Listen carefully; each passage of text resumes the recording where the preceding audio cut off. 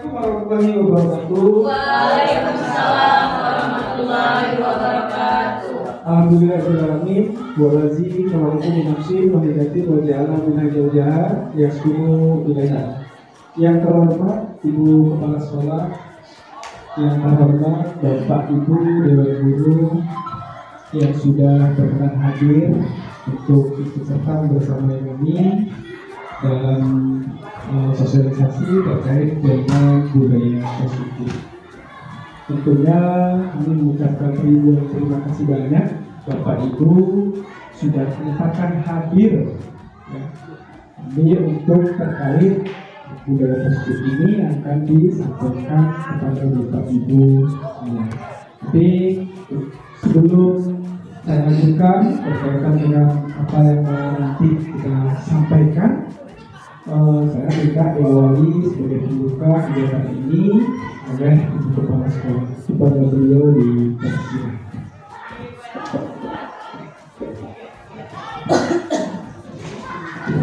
Assalamualaikum warahmatullahi wabarakatuh. Waalaikumsalam warahmatullahi wabarakatuh. Bersama para ibu-ibu dan juga ibu-ibu dan bapak-bapak yang hadir di ruangan ini. Alhamdulillah pada hari ini kita akan membahas tentang budaya positif yang di situ isinya adalah budaya positif untuk gerak Indonesia Maju. Untuk acara hari ini tentunya akan membahas tentang budaya positif, terutama di kelas ya. Nanti ada kesepakatan bahwa di dalam kelas itu ada kesepakatan kita bersama untuk membuat suatu keyakinan ya. Jadi di dalam kelas itu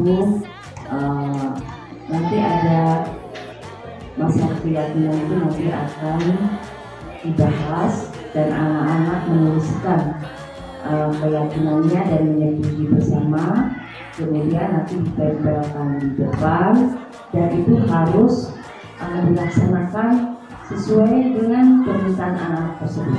Artinya kalau di situ contoh umpamanya guru memberikan pertanyaan, anak harus menjawab. Kalau pas kirim semua, ibu bapak langsung bisa lihat ini kan kewenangan kalian. Kalau guru bertanya bahwa kamu harus menjawab, ini kan atas kesepakatan bersama. Yang itu pada hari ini akan disampaikan oleh Pak Herman kepada terutama ibu-ibu wali kelas, karena nanti yang melaksanakan ini ada dengan siswa itu adalah wali kelas. Jadi keyakinan bersama dibahas bersama, nanti ditempelkan dan itu konsepnya harus dilaksanakan. Untuk itu mungkin masalah budaya positif tentang keyakinan ini saya selaku kepala sekolah saya secara resmi saya buka, mudah-mudahan ini ada manfaatnya untuk kita semua dan anak-anak kita semua sesuai dengan tema bahwa guru bergerak Indonesia Maju. Mudah-mudahan bukan hanya Indonesia yang maju, khususnya sekolah kita ini dengan adanya budaya positif sekolah kita menjadi maju baik di bidang akademik dan di bidang-bidang yang lainnya. Itu saya nyatakan dibuka. Assalamualaikum warahmatullahi wabarakatuh. Waalaikumsalam.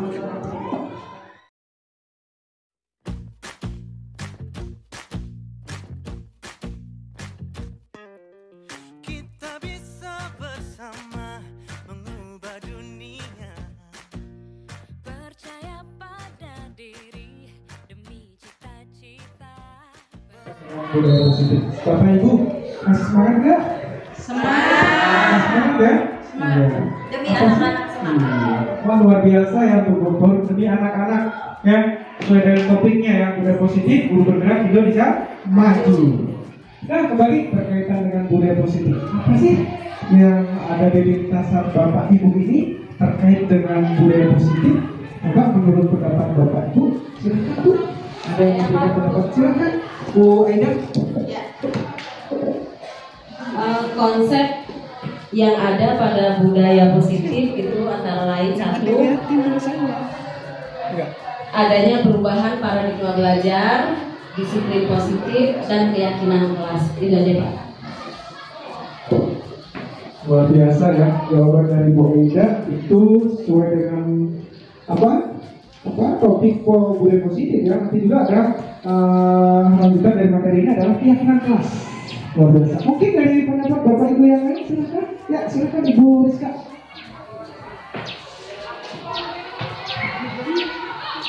Budaya positif di sekolah merupakan pembiasaan hal yang baik, mencakup sikap atau perilaku maupun tutur kata oleh seluruh warga di sekolah.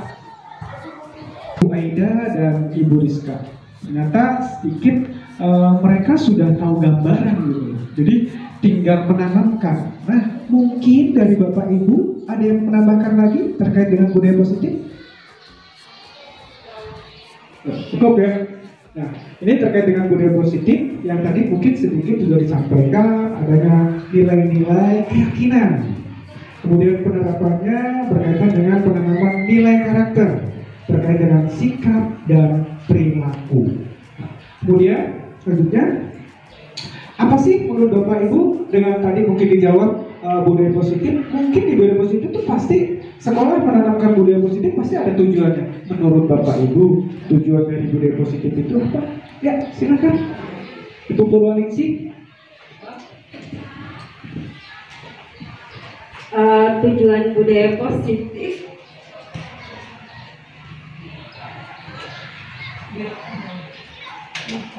untuk menumbuhkan sikap bergotong royong, mampu melaksanakan kegiatan bersama-sama sehingga tercipta kolaborasi yang baik. Luar biasa ya jawabannya, adanya kolaborasi. Penting ya, kolaborasi penting nggak sih Bapak Ibu? Kolaborasi itu penting ya, karena untuk menanamkan budaya positif itu perlu adanya kolaborasi dan kerja sama. Nah, kemudian mungkin tadi sudah ada sedikit gambaran ya, banyak dari pendapat dari Bapak Ibu. Nah, mungkin ada yang terlintas dari benak Bapak Ibu tadi, ada budaya positif itu apa, kemudian tujuan budaya positif itu apa, dan mungkin ada Bapak Ibu yang mau mencontohkan terkait dengan budaya positif itu. Ada? Ya, silakan. Pak Joko.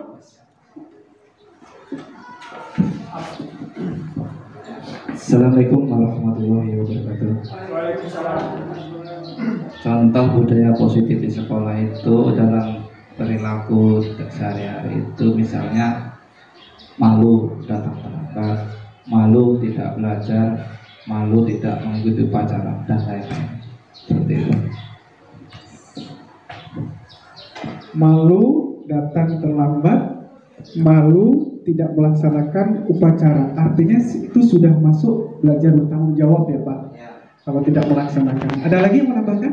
Cukup. Ya, silakan Bu Heni Ismaili.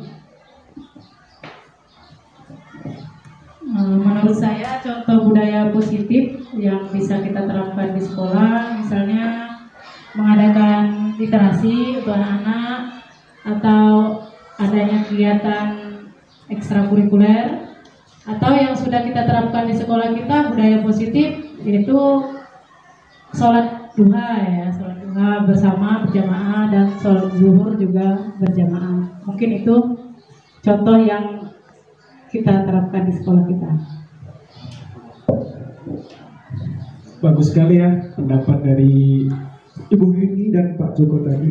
Jadi penanaman contoh dari budaya positif itu adanya literasi yang sekarang mungkin lagi genting ya, yang digalakkan oleh seluruh sekolah, terutama sekolah kita nih ya, yang tingkat motivasi belajar literasi anaknya menurun. Bagaimana upaya kita untuk meningkatkan supaya anak itu lebih termotivasi untuk belajar. Kemudian menanamkan nilai karakter tadi mungkin sudah dikasih tahu gambarannya oleh Ibu Heni juga dan Pak Joko. Artinya adanya menanamkan nilai-nilai keyakinan terkait dengan sholat duha, ya, kemudian sholat zuhur. Ya. Tentunya itu adalah hal yang positif ya berkaitan dengan budaya positif. Kemudian di dalam budaya positif ini tentunya ada konsep-konsep Bu yang harus kita ketahui. Menurut Bapak Ibu konsep budaya positif itu apa ya? Ada yang memberikan pendapat? Ya, silakan Bu Aida. Ya, konsep yang ada pada budaya positif itu antara lain adanya perubahan paradigma belajar, terus disiplin positif dan keyakinan kelas. Jadi, sudah dikasih gambaran juga ya tadi pendapat dari Bu Eda adanya keyakinan kelas kalau saya simpulkan tadi ya. Nah disinilah tetap dari beberapa konsep terkait dengan budaya positif.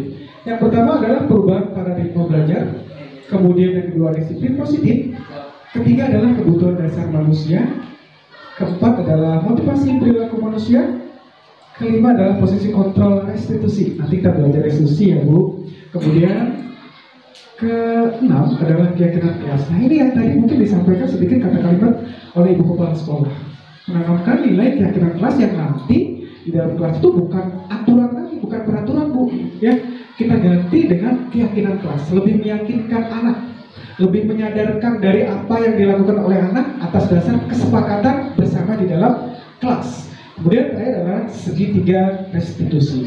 Nah tadi yang pertama adalah pembelajaran dengan perubahan paradigma baru. Di sini ada pembelajaran yang berdiferensiasi.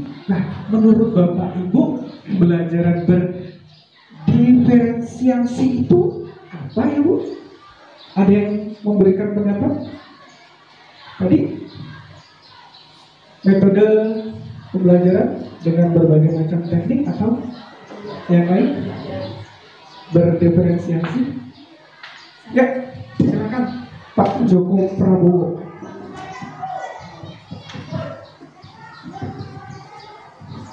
Ya, pembelajaran berdiferensiasi adalah pembelajaran yang memberikan keleluasaan pada siswa untuk meningkatkan potensi dirinya sesuai dengan kesiapan belajar, minat, dan profil belajar siswa tersebut. Jadi kalau saya menarik kesimpulan dari pendapat Pak Joko itu harus menyesuaikan dengan kebutuhan siswanya ya Pak, muridnya ya. Jadi mempermudahkan kita untuk mengembangkan minat dan potensinya, begitu. Ini adalah pembelajaran dengan perubahan paradigma baru. Jadi artinya pembelajaran dengan paradigma baru dilakukan berdasarkan prinsip pembelajaran yang berdiferensiasi, sehingga setiap siswa belajar sesuai dengan kebutuhannya berdasarkan tahap perkembangannya untuk mewujudkan profil pelajar Pancasila.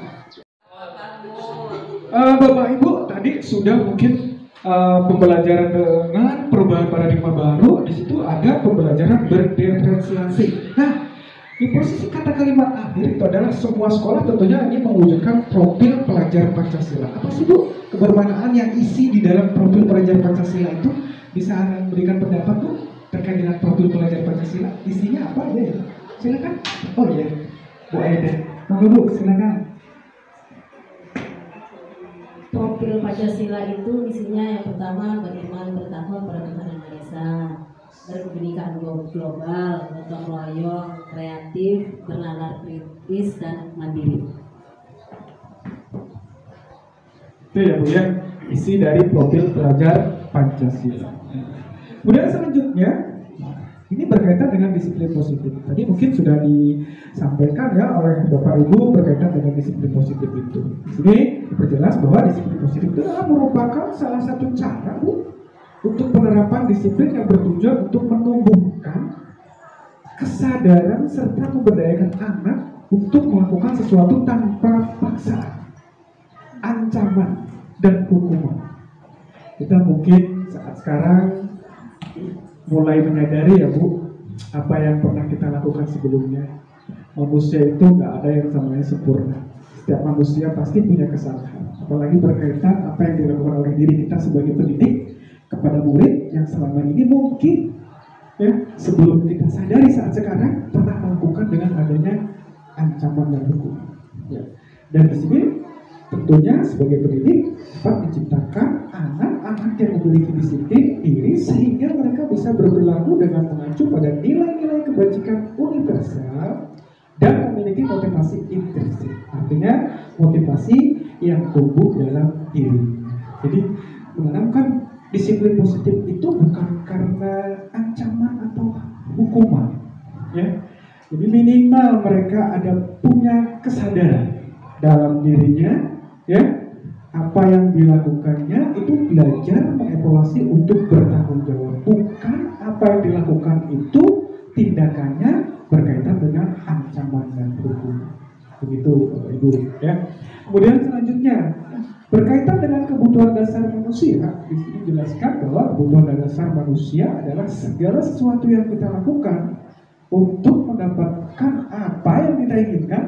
Seluruh tindakan yang kita lakukan memiliki tujuan tertentu, dan semua usaha terbaik yang kita lakukan adalah dalam rangka agar kebutuhan dasar kita terpenuhi dengan baik. Jadi bukan hanya sekedar kita sebagai pendidik saja, ya, kebutuhan dasar yang kita inginkan.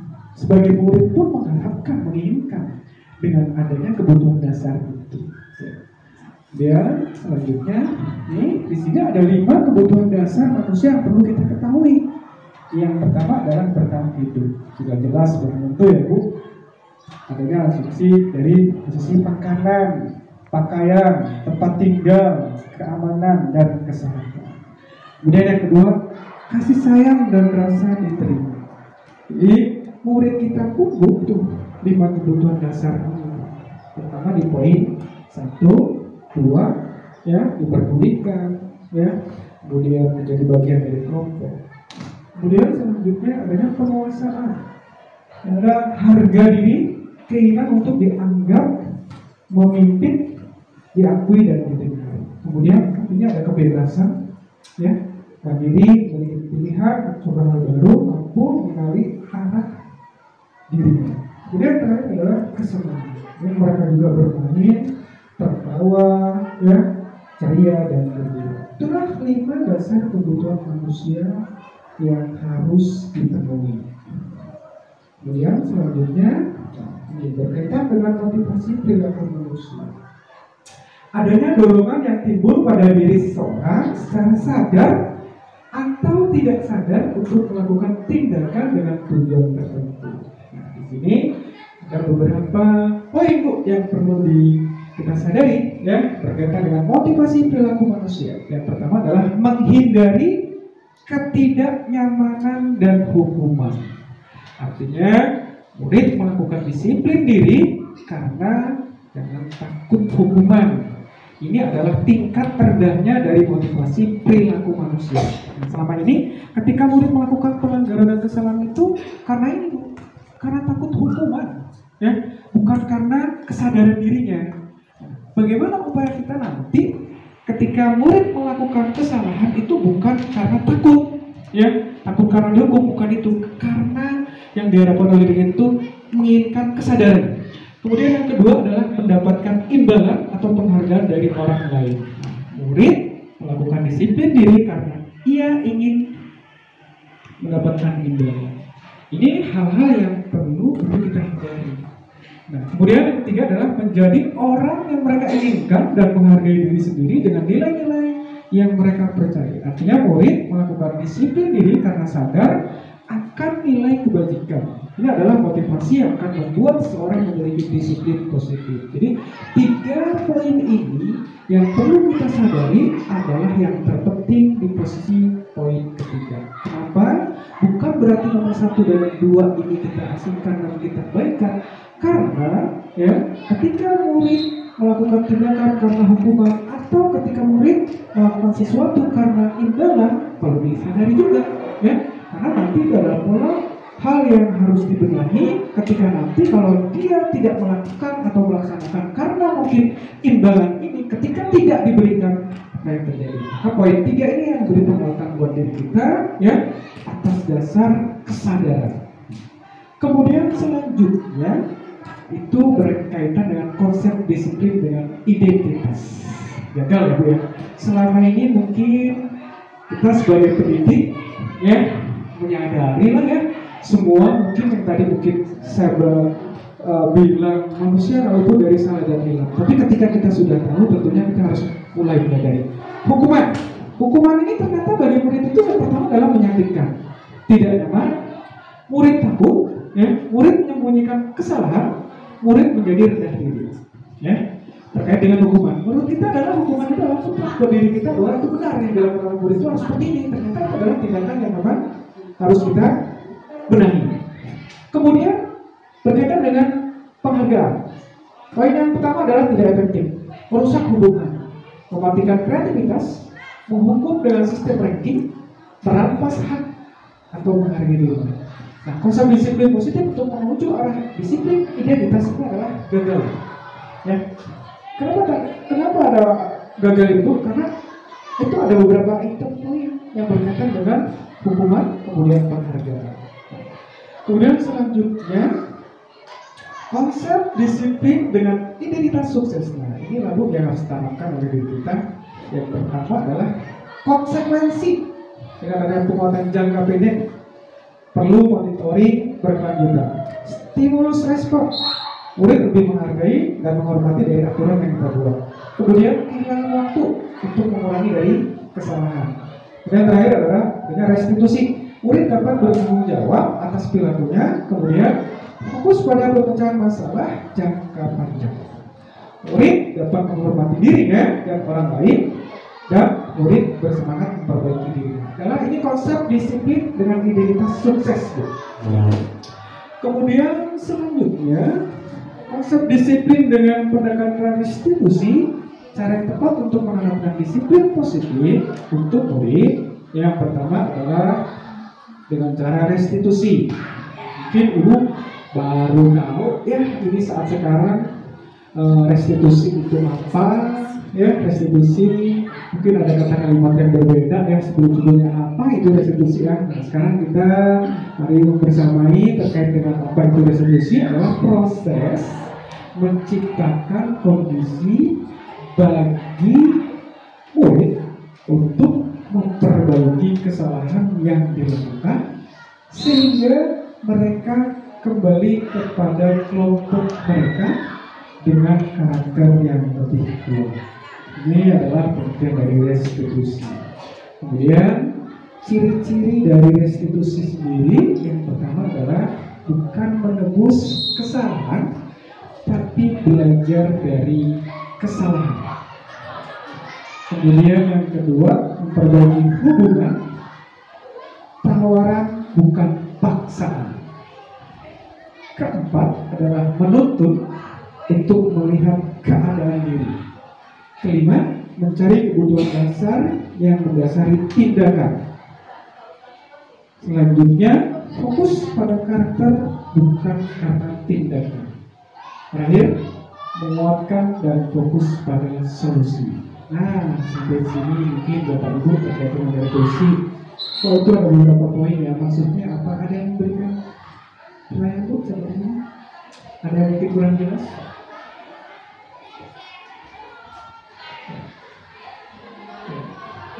Kembali ya, kalau mungkin ada pertanyaan.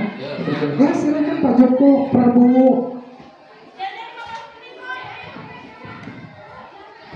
Pertanyaannya singkat aja. Yang fokus pada karakter bukan tindakan itu maksudnya apa Pak?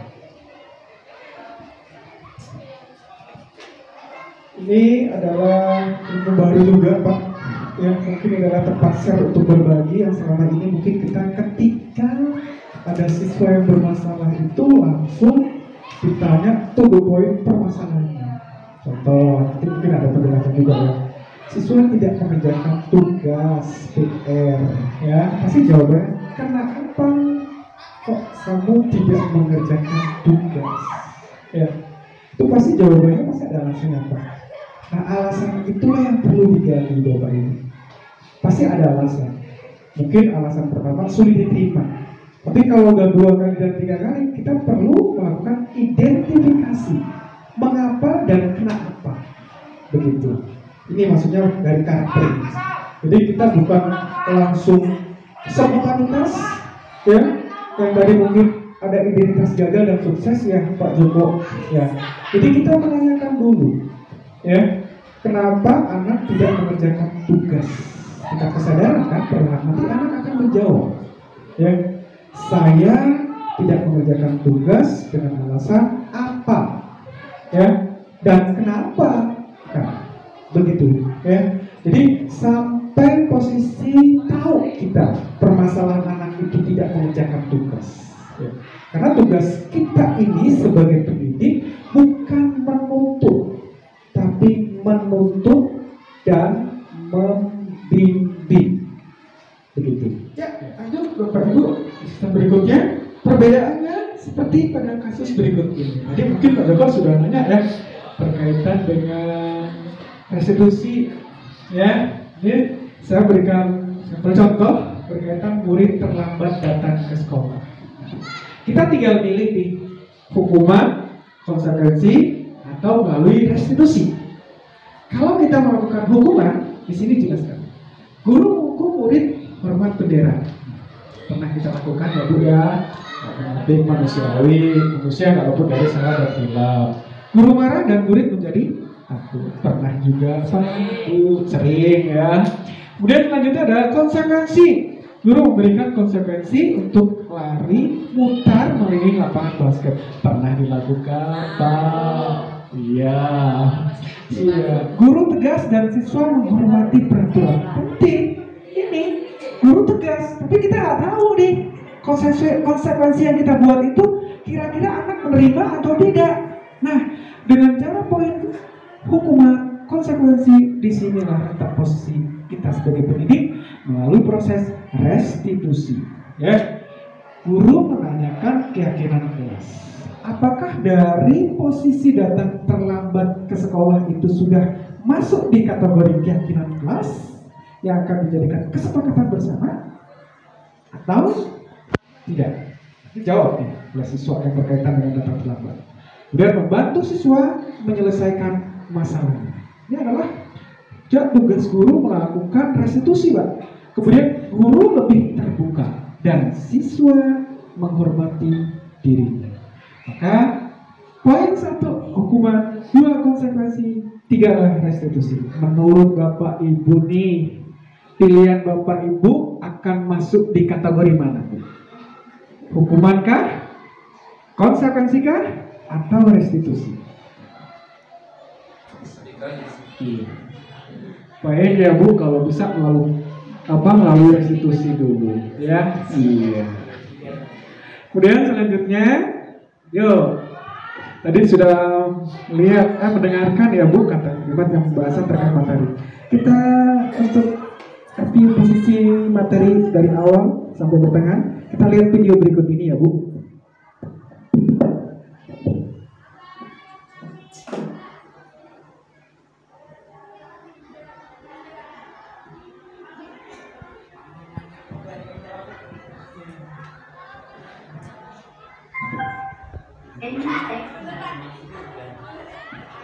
Salam bahagia Ibu dan Bapak Guru hebat. Dalam penerapan disiplin positif restitusi, salah satu program yang dikembangkan adalah 5 posisi kontrol. 5 posisi kontrol dalam restitusi adalah orang pendidik agar dapat mengenali dunia. Pada video kali ini, kita akan membahas tentang 5 posisi kontrol yang dikembangkan oleh Diane Rosen dan contoh penerapannya.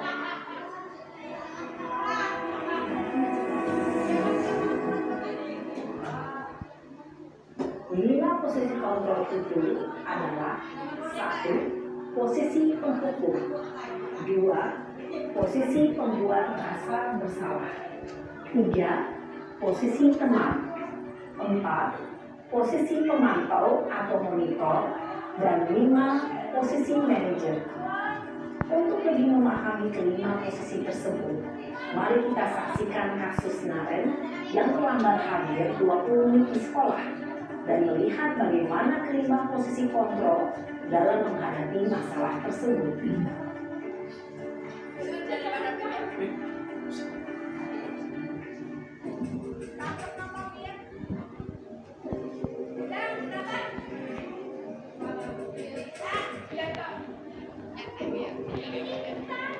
Naren, sini kamu. Selamat pagi Bu. Selalu terlambat. Kamu deh, pasti terlambat. Maaf Bu, saya. Apa? Apa coba? Alasan kamu apa lagi? Kapan sih kamu tidak terlambat? Malah sekali ya kamu jadi Saya Dasar pemalas. Gak kapok-kapok sih kamu. Sudah berapa kali terlambat? Sana, kamu keliling lapangan basket 2 kali. kenapa saya harus ke lapangan basket, Bu? Kenapa? Kamu melawan ibu. Berani-beraninya jawab. Sudah terlambat, masih berani jawab pula. Sekarang, keliling lapangan basket 5 kali sekalian. Biar kapok. Cepat. Pergi sana ke lapangan basket. Posisi pemukul biasanya berbicara dengan nada tinggi, menghardik, menunjuk-nunjuk, menyakiti, dan menyindir. Hukuman bisa berupa fisik maupun psikis. Ibu dan bapak guru hebat. Dampak yang terjadi pada murid ketika guru berada pada posisi pemukul adalah murid cenderung akan memberontak, bahkan menyimpan dendam.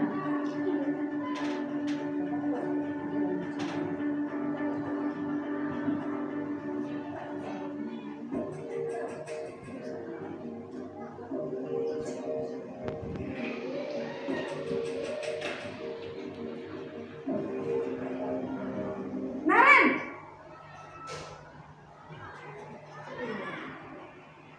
Selamat pagi, Bu. Naren. Kamu kenapa terlambat lagi, nak? Ya Tuhan, Naren. Kamu senang ya bikin ibu susah ya? Kalau kamu terlambat lagi, nanti ibu yang ditegur bapak kepala sekolah, nak. Disangka ibu tidak bisa membina kamu. Duh, gimana ini? Maaf, Bu. Duh, Gusti Naren. Kamu suka ya kalau ibu ditegur bapak kepala sekolah? Terus, sekarang ibu harus tulis apa ini di buku absen? Ini kamu sudah sering terlambat loh. Ibu harus apa coba?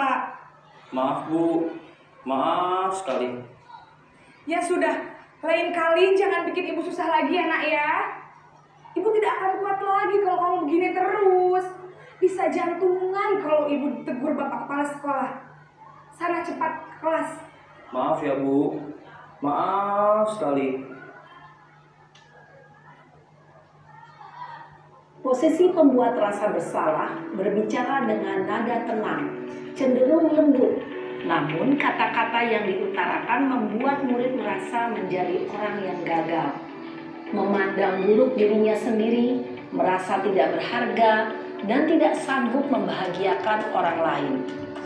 Ketika guru mengambil posisi pembuat rasa bersalah, murid akan menganggap dirinya yang bersalah dan ia akan menyimpan emosi negatif tersebut di dalam dirinya.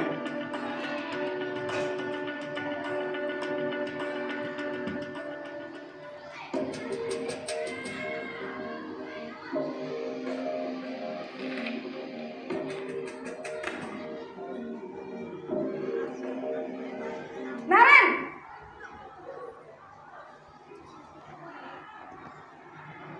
Selamat pagi, Bu. Wah, sudah jam berapa ini, nak? Terlambat lagi ya, sayang. Iya, Bu. Habis ibu saya lupa membangunkan saya, Bu. Kamu malah menyalahkan ibu kamu. Kamu bukannya anak yang larinya paling kencang. Kok terlambat sih? Iya, Bu. Saya memang terlambat bangun tadi. Jadi, biarpun saya lari kencang, tetap gak kekejar, Bu. Ya sudah sana. Nanti lain kali larinya lebih kenceng lagi ya. Biar gak terlambat lagi. Bikin seneng ibu. Demi ibu. Bisa kan? Bisa lah, Bu. Ya sudah sana masuk kelas. Ibu beresin urusan absen kamu. Kamu ini ada-ada saja. Dalam posisi teman, guru berbicara dengan nada suara ramah, akrab, cenderung bersenda gurau untuk menjaga suasana tetap santai. Murid akan merasa senang, aman, dan akrab dengan guru. Identitas yang tercipta adalah identitas sukses atau berhasil. Namun, perlu diingat, karena ini masih dorongan eksternal, maka ada faktor ketergantungan dari murid kepada orang tertentu. Di sini, guru absennya, sehingga di lain waktu, Murid bisa berperilaku baik, namun hanya kepada orang-orang tertentu saja.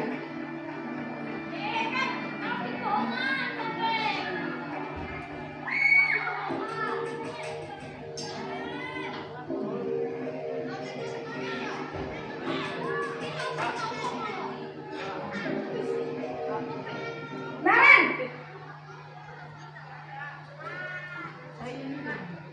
Selamat pagi Bu. Naren, apa peraturan sekolah kita tentang jam berapa kita harus masuk sekolah, nak? Kita harus di sekolah jam 7 Bu. Iya betul, sekarang sudah jam 7.20. Naren sudah tahu konsekuensinya jika terlambat hadir. Paham Bu. Saya harus tinggal kelas pas jam istirahat selama 20 menit. Ya benar, konsekuensinya demikian. Jadi nanti jam 9.30 pas istirahat, kamu harus tinggal di kelas, kerjakan tugas tambahan untuk ketertinggalan kamu, ya? Baik Bu. Posisi pemantau mengandalkan penghitungan atau data untuk mengontrol murid. Guru mengarahkan murid berdasarkan peraturan dan konsekuensi. Seorang pemantau menunjukkan bahasa tubuh dan ekspresi wajah yang datar dan cenderung formal.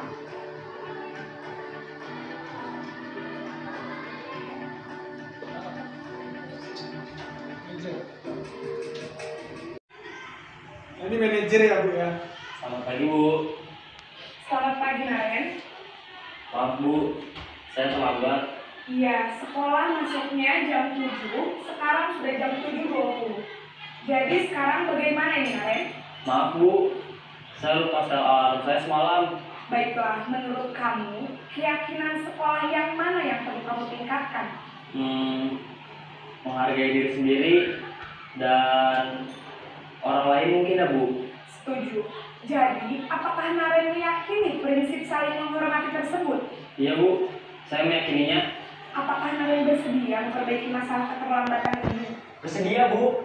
Bagaimana kamu akan memperbaiki masalah keterlambatan ini? Saya akan coba untuk tidak lupa menyetel alarm saya Bu. Baik, kalau Naren lupa menyetel alarm di rumah, ada orang yang kira-kira bisa bantu mengingatkan tidak? Ada Bu, kakak saya, Kak Emma. Ada lagi selain Kak Emma? Selain Kak Emma, ada ibu saya. Baik, jadi yang mengingatkan Naren adalah Kak Emma dan ibu kamu ya? Kira-kira akan mulai setel alarm kapan nih Naren? Setelah pulang sekolah, akan segera saya lakukan. Baik, jadi Naren akan setel alarm untuk bangun besok pagi dan akan diingatkan oleh kakak dan ibunda Naren ya. Ada lagi yang mungkin perlu dilakukan Naren agar tidak terlambat bangun lagi? Tidak ada Bu. Baik Naren, terima kasih untuk kerjasama kamu. Sekarang kamu perlu kembali ke kelas untuk belajar. Baik Bu, terima kasih. Posisi manajer adalah posisi kontrol yang disarankan untuk membimbing murid memiliki sikap disiplin yang positif, yaitu murid yang mandiri, bertanggung jawab, dan dapat memecahkan masalah. Tujuan dari posisi ini adalah agar murid dapat berefleksi atas tindakannya. Guru akan dengan tulus memberikan pertanyaan-pertanyaan bermakna, sehingga membuat murid dapat belajar dari kesalahannya dan mencari sebuah solusi untuk menyelesaikannya. Ibu dan bapak guru hebat, setelah mengamati adegan kelima posisi kontrol tadi, kira-kira posisi mana yang paling ideal? Posisi mana yang dapat menunjang motivasi intrinsik murid? Ya, tentu. Bapak Ibu, setelah mungkin melihat tayangan video tadi, di benak pikiran Ibu, apa sih pilihan yang berkaitan dengan kontrol konstitusi? Bisa dipilih dengan mana menurut Ibu? Posisi mana yang tepat? Yang idealnya untuk dipilih oleh Ibu? Posisi Penghukum kah? Pembuat rasa bersalah? Teman, semanta, atau manajer? manajer. Semua memilih manajer ya? Luar biasa. Ya, lanjut berikutnya. Penerapan 5 posisi kontrol ini berkaitan dengan hukum. Tadi mungkin sudah sedikit tahu ya, seperti peraturan sekolah lalu berdiri atau keluar dari kelas. Kemudian membuat rasa bersalah berkelas. Berapa kali Bapak harus memberi tahu kamu Bapak kecewa sama kamu. Kemudian teman, itu udah jelas itu di depan. Maka udah terakhir adalah udah dipilih hari ini. Ya, berkaitan dengan manajer.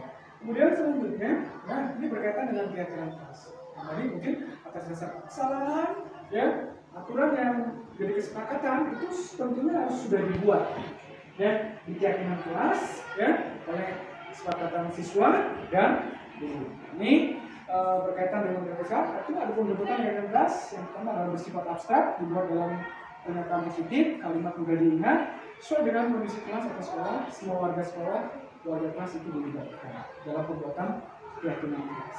Inilah contoh-contohnya adalah seperti ini Bu, ketika memang sudah jadi kesepakatan bersama, murid terlibat, kemudian menandatangani dan pilih sama ibu menurut kata kalimat yang memang pas berkaitan untuk keyakinan kelas itu mana, dipilih oleh ibu, kemudian dijadikan kesepakatan bersama. Jadi nanti kita tempel di ya di tembok di dalam ruang kelas, dibuat ya seperti ini atau menurut apa yang diinginkan oleh murid-murid dalam kelas itu. Gitu. Kemudian selanjutnya ini berkaitan segitiga resolusi, yang terakhir adalah suatu proses dialog yang dijalankan oleh guru agar dapat menghasilkan murid yang mandiri dan bertanggung jawab. Ini tadi berkaitan dengan 5 posisi kontrol juga Bu ini, penerapan dari segitiga resolusi. Dan selanjutnya adalah menstabilkan identitas. Berdasarkan prinsip membuat kesalahan adalah bagian dari proses pembelajaran. Artinya berbuat salah itu wajar. Ini adalah pertanyaan untuk menstabilkan identitas dari Naren tadi. Berbuat salah itu wajar, tidak ada manusia yang sempurna. Ibu atau bapak juga pernah melakukannya. Ibu atau bapak tidak mau mencari siapa yang salah, tapi ibu atau bapak ingin mencari solusi dari permasalahan ini. Kamu berhak merasa begitu. Jadi kalau kita menemukan siswa yang bermasalah, ya. Kemudian selanjutnya validasi tindakan yang salahnya adalah berdasarkan prinsip setiap perilaku berupaya memenuhi suatu kebutuhan tertentu. Ya, di sini Fran, ibu atau bapak, kamu pasti punya alasan mengapa melakukan itu, padahal kamu bisa melakukan yang lebih buruk dari ini ya. Kamu patut bangga karena telah melindungi sesuatu yang penting buatmu. Kamu nolong karena mempertahankan sesuatu yang penting bagimu. Ini adalah validasi tindakan yang salah. Dan selanjutnya adalah bagaimana untuk menentukan keyakinannya, ya, berdasarkan prinsip teori kontrol bahwa pada dasarnya kita termotivasi secara prinsip. Nah, di sini pertanyaannya adalah apa keyakinan kelas kita, kemudian nilai-nilai apa yang telah kita sepakati bersama, seperti apa gambaran sebuah kelas yang ideal menurut yang sudah dibuat ya Bapak Ibu. Kemudian kamu ingin menjadi orang seperti apa? Ini adalah untuk menentukan keyakinan kelas. Ya, Bapak Ibu, itu adalah hasil terakhir kegiatan saya di persidangan kali ini. Mudah-mudahan apa yang menjadi kesepakatan dan penyampaian saya di kegiatan modul 1 ini penyelesaian singkat saya bisa dapat diterapkan oleh Bapak Ibu bukan hanya sekedar dengan murid tapi untuk kita secara pribadi. Mudah-mudahan dengan adanya perubahan yang mau kita lakukan di sekolah kita, sekolah ini bisa menjadi berubah. Mungkin hanya itu penyampaian dari saya, dan sebelumnya saya mohon diminta direfleksi oleh salah satu dari perwakilan dari ini. Silakan.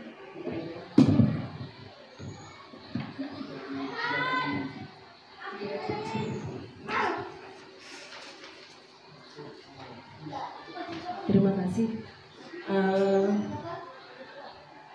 Untuk materi yang sudah disampaikan sama Pak Herman tadi, ada beberapa yang perlu kita ingat di sini. Yang pertama yaitu kita pembelajaran berdepresiasi tadi, yaitu pembelajaran dengan menggunakan berbagai metode. Nah, untuk selanjutnya yang terakhir itu yang saya ingat masalah keyakinan kelas.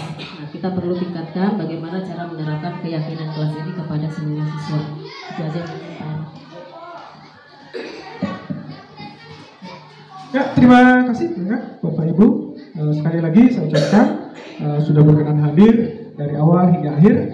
Tentunya saya mohon maaf jika mungkin ada kata kalimat yang saya sampaikan terkait dengan materi budaya positif. Sekali lagi saya mohon maaf yang sebesar-besarnya. Sebagai penutup, akhirul kalam, bila itu hidayah. Wassalamualaikum warahmatullahi wabarakatuh. Waalaikumsalam warahmatullahi wabarakatuh.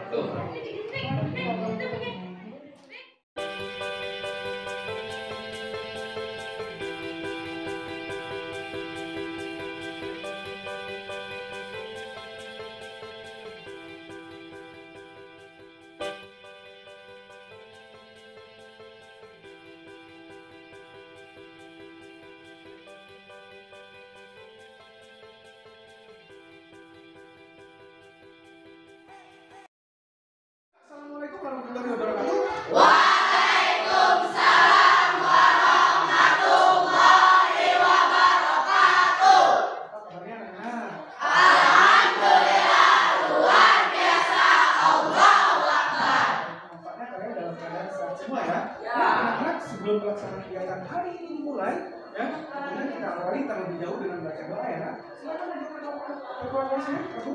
Duduk siap. Berdoa, mulai.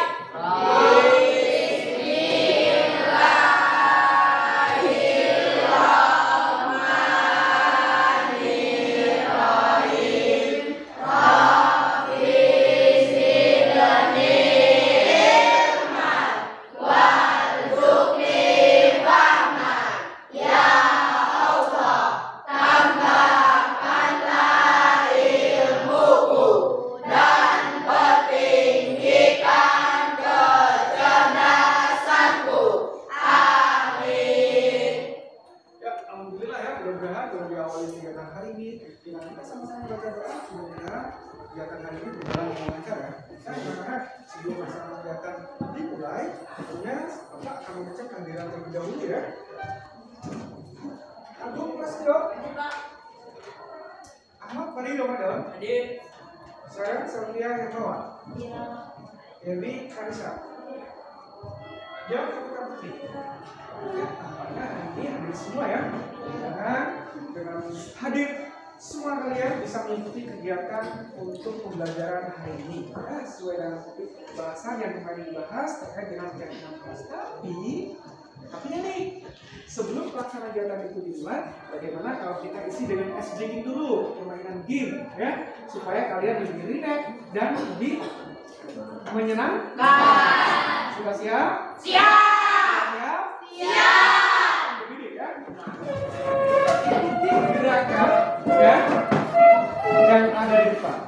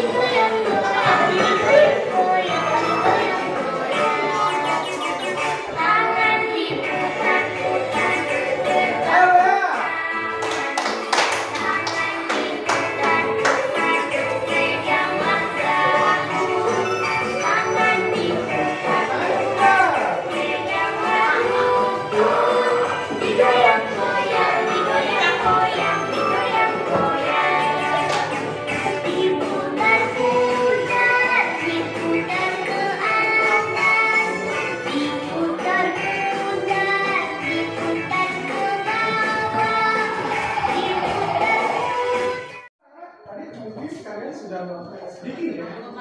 Rasanya sudah bisa lihat belum? Sudah! Sudah bisa lihat belum? Sudah! Baik, kalau sudah lihat kita bisa lanjutkan ya dengan materi yang hari yang disampaikan, yaitu terkait dengan keyakinan kelas. Nah, menurut kalian nih, apa sih itu keyakinan kelas? Ada yang tahu? Saya! Bapak pilih dulu ya, sekarang yang pertama dari Nur Fadila. Pernyataan keyakinan kelas yang dibuat dalam bentuk positif. Wah, luar biasa. Nah, tadi sudah dijawab ya, pendapat oleh satu rekan teman. Mengapa keyakinan kelas itu penting? Coba menurut kalian, kok penting ya keyakinan kelas itu? Bagaimana menurut pendapat kalian? Apakah itu penting? Silakan. Saya. Semua ini ya yang berupaya memberikan pendapat ya. Silakan. Bapak pilih dulu ya yang pertama. Nah, silakan. Ya. Penting Pak, karena merupakan aturan atau norma yang dibuat oleh guru dan siswa. Bagus. Ada lagi yang mau menambahkan? Saya Pak. Ya, silakan ibu. Dapat menciptakan lingkungan belajar menjadi kondusif. Wah, luar biasa. Sambut dong. Kondusif. Ya, jadi suasana belajar kalau sudah kondusif jadi nyaman. Jadi enak. Keyakinan kelas itu harus dibantu. Dan tadi sudah diberikan pendapat oleh salah satu teman kamu. Ternyata adanya keyakinan kelas itu penting. Apa yang harus kamu perhatikan untuk membuat keyakinan kelas? Nah, ya, ada yang tahu? Silakan. Ya, baik. Dalam membuat keyakinan kelas harus berbentuk positif. Nah, berbentuk positif itu ada yang tahu contohnya apa? Ya. Luar biasa. Ada lagi yang menambahkan? Oh, ada lagi yang menambahkan? Oh, ada lagi yang menambahkan? Wah, luar biasa Pak. Berani. Ya, ada lagi yang menambahkan? Nah, apa? Berani. Wah, luar biasa. Kasih terus dong. Nah, ternyata kalian sudah paham ya terkait dengan menunjukkan keyakinan kelas. Bagaimana kalau saat sekarang kalian harus bisa menuangkan ya terkait dengan keyakinan kelas dari peraturan kita ubah untuk meyakinkan kita yakinkan dalam kelas untuk membuat salah satu keyakinan kelas. Mungkin tadi sudah ada beberapa teman kamu yang memberikan jawaban ya. Sudah tahu terkait dengan keyakinan kelas? Sudah. Baik, kalau sudah tahu, ini ada kertas dan nanti kalian bisa menuangkan terkait dengan keyakinan kelas yang mau dijadikan kesepakatan kita bersama. Sudah siap? Sudah.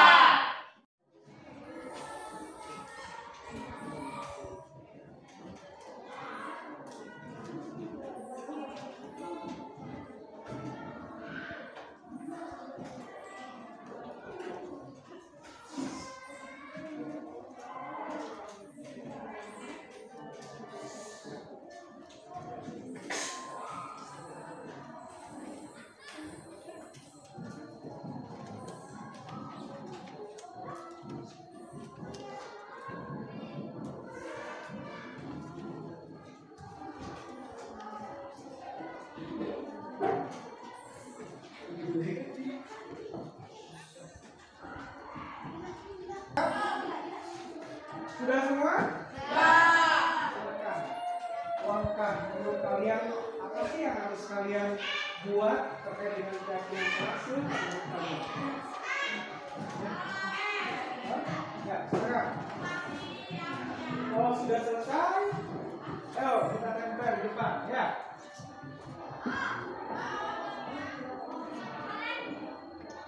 Ada yang sudah selesai? Ya, boleh ditempel di depan.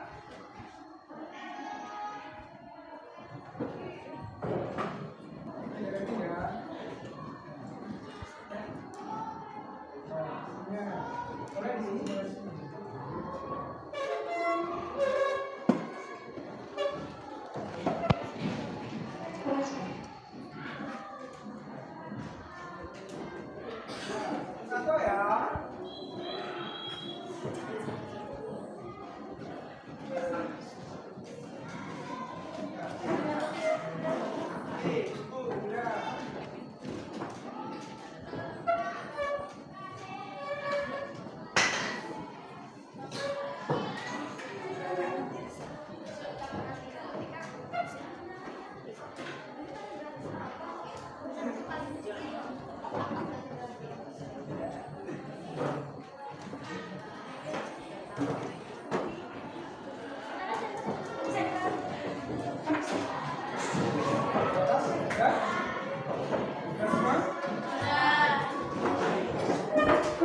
Nampaknya kalian sudah menuangkan ya dari apa yang kalian inginkan dalam rangka perbuatan keyakinan kelas. Ini tentunya bisa meyakinkan untuk diri kita semua ya.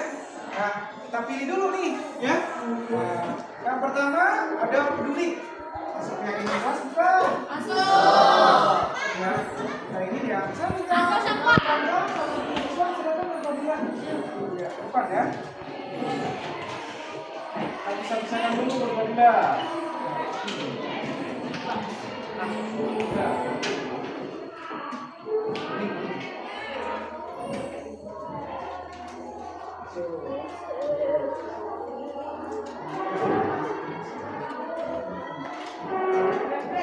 Sopan dan menjaga etika harus ini ya atas terus tiket dan mengerjakan tugas nih kita pilih masuk ya. Yuk, ini menghormati satu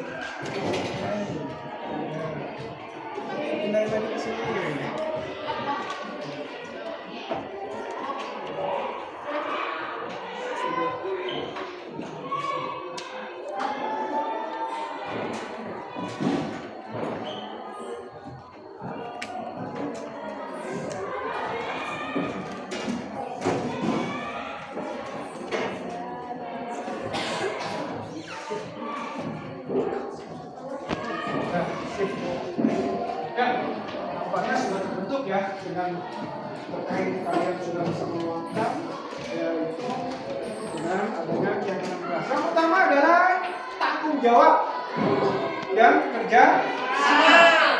Dua adalah jujur, menjaga kebersihan, ya. Diolah sampah pada berdasarkan kesepakatan kalian bersama, tentunya kalian harus meluangkan berkaitan dengan kesepakatan melalui tanda tangan. Silakan Pak.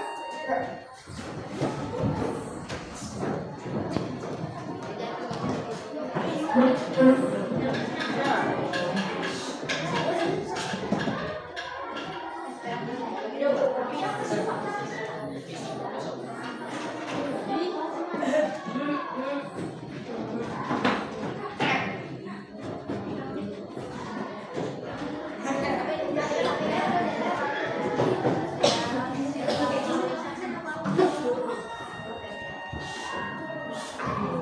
perempuan.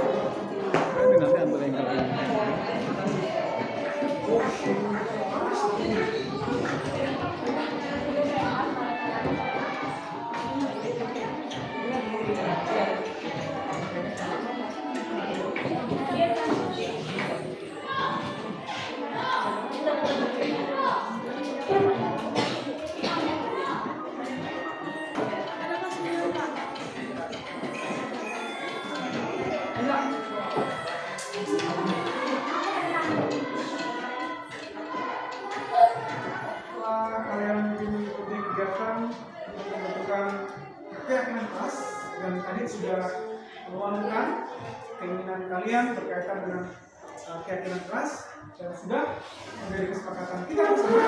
Mudah-mudahan kedepannya kelas kita menjadi kondusif, menyenangkan, dan sehingga kita semua belajar bertanggung jawab. Sebagai untuk mengakhiri kegiatan hari ini, mari kita tutup dengan bersama-sama mengucapkan nafas hamdalah. Cukup sekian dan berakhir. Assalamualaikum warahmatullahi wabarakatuh.